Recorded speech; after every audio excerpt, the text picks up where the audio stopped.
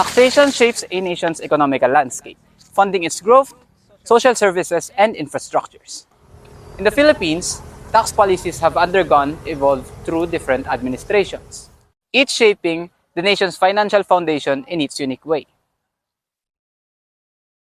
Today, we explore the changes in Philippine tax policies from Ferdinand Marcos to Rodrigo Duterte, their effectiveness and their effects to the Filipino people.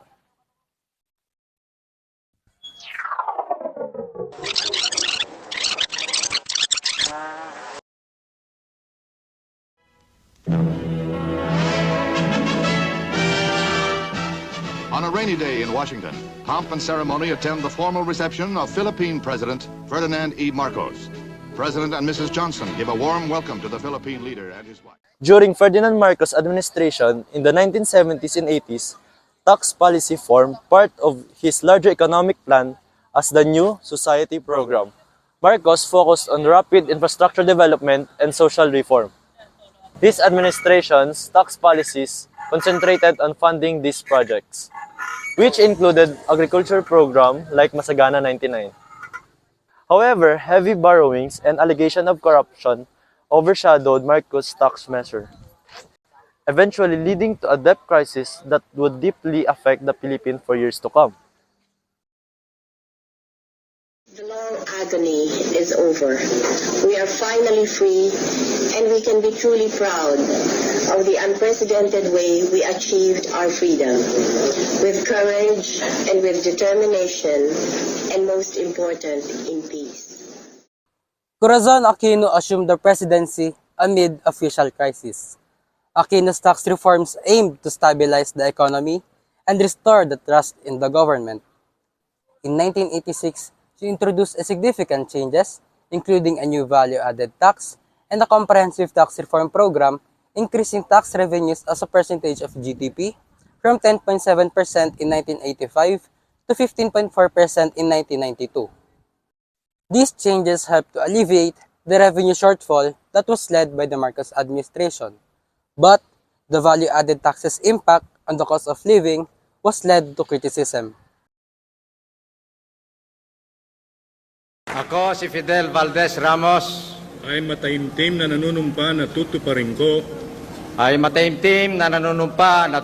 ko ng buong katapatan at sigasig ang aking mga tungkulin. The next tax major reform came from our former president, Fidel V. Ramos, as he aimed to drive the Philippines to its economic growth and stability.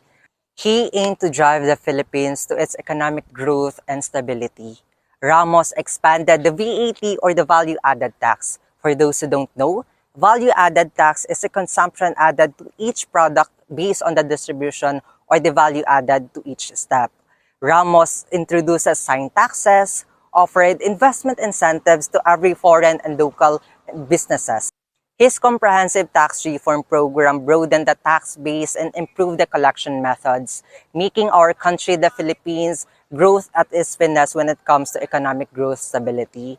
However, some of the tax policies has increased the consumer prices. For example, the tobacco and then the alcohol. But wait, there's a reason behind that. The Philippine government imposed sign taxes to these certain products to prevent the consumers to have a excessive buying of it, knowing how it is bad for our health. So basically, everything is good, but of course, it's always in moderation and responsible usage. Bagong Pangulo ng Bansang Pilipinas, Pangulong Joseph Ejercito Estrada. Ang katahimikan na kailangan upang umunlad ang ating kalakalan. Kaya sa ating mga maliliit at mahihirap, narito ang pangako ni ERAP.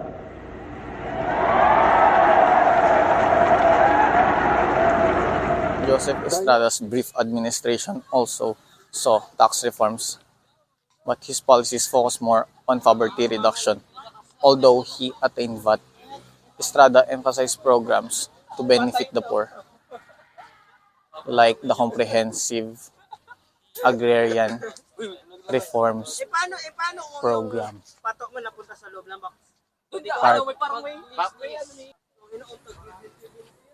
Estrada's administration struggled with corruption allegation.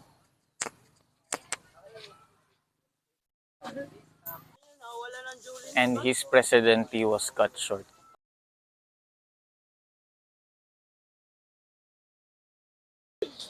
Limiting the implementation of his economic agenda.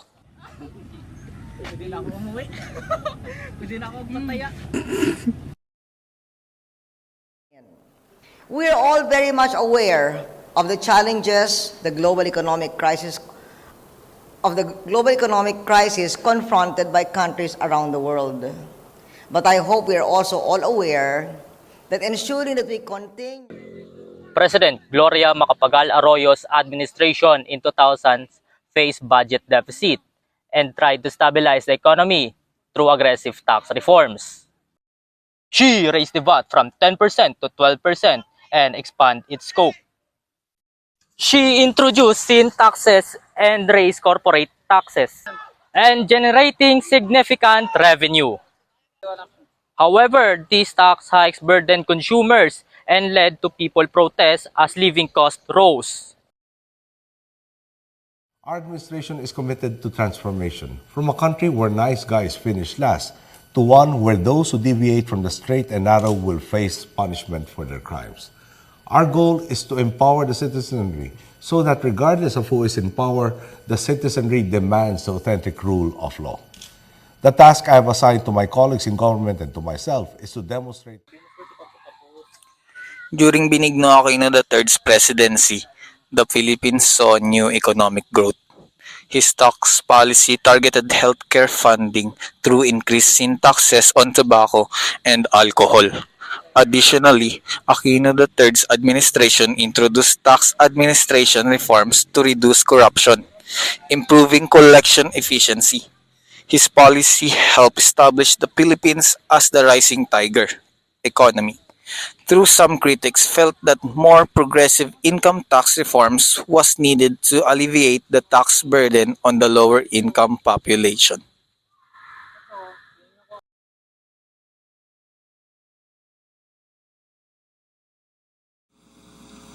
Our micro, small, and medium enterprises, or MSMEs, constitute 99.6% of our country's businesses and are vital to economic activity, job creation.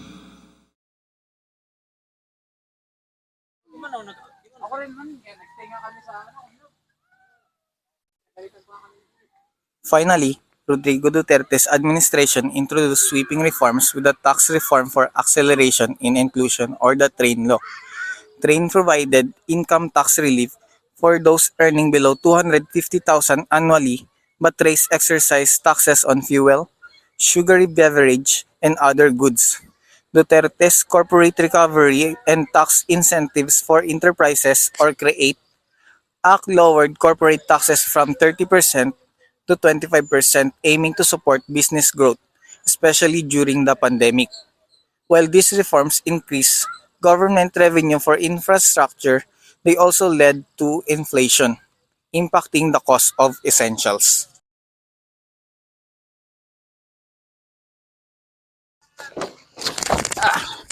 From Marcos to Duterte, tax policies in the Philippines have evolved significantly. Each administration introduced measures to boost revenue, but each faced the dilemma of balancing the government needs and citizens' ability to bear the tax burden. While some reforms effectively improved revenue, others increased living costs for Filipinos, raising questions about fairness. So, what can be done to address these challenges? Here are some recommendations. Damn. Damn. Damn. Whoa, whoa, whoa. What the heck? How is this? How is this even possible? Bruh. I'm already behind with this video. I guess I'll watch some parkour just to calm myself.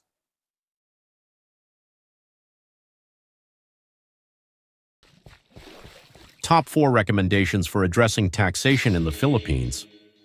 Number 1, progressive taxation. Shifting toward a more progressive income tax system could help ensure that those with higher incomes contribute more, reducing the burden on lower-income individuals. Number 2, digitalization of tax collection.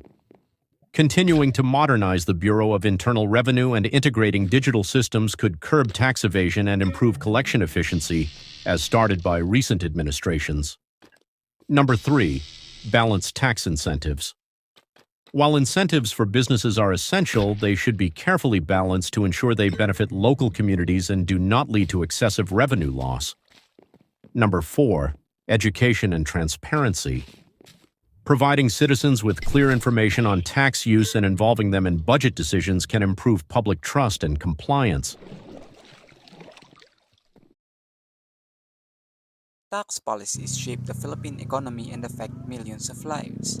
As the country moves forward, fair and balanced tax reforms, improved transparency, and continued innovation in tax collection can foster growth while supporting Filipinos' well-being.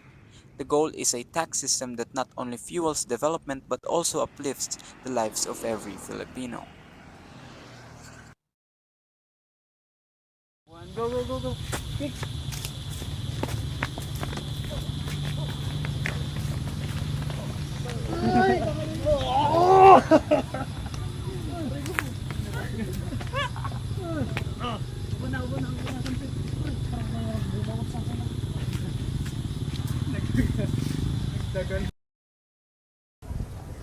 Taxation shapes a nation's economical landscape, funding its growth, social services, and infrastructures.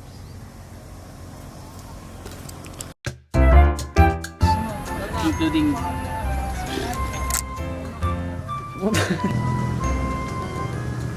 Okay na? Okay. 3, 2, 1. During Benignos Aquinos, ulit. Ulit.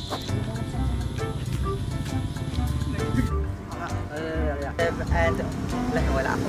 Grabe ka ba na? However,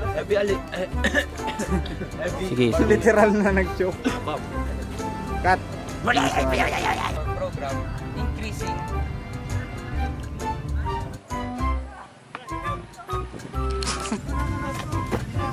From Marcos to Duterte, tax policies in the Philippines have formed. Action. However, this tax burden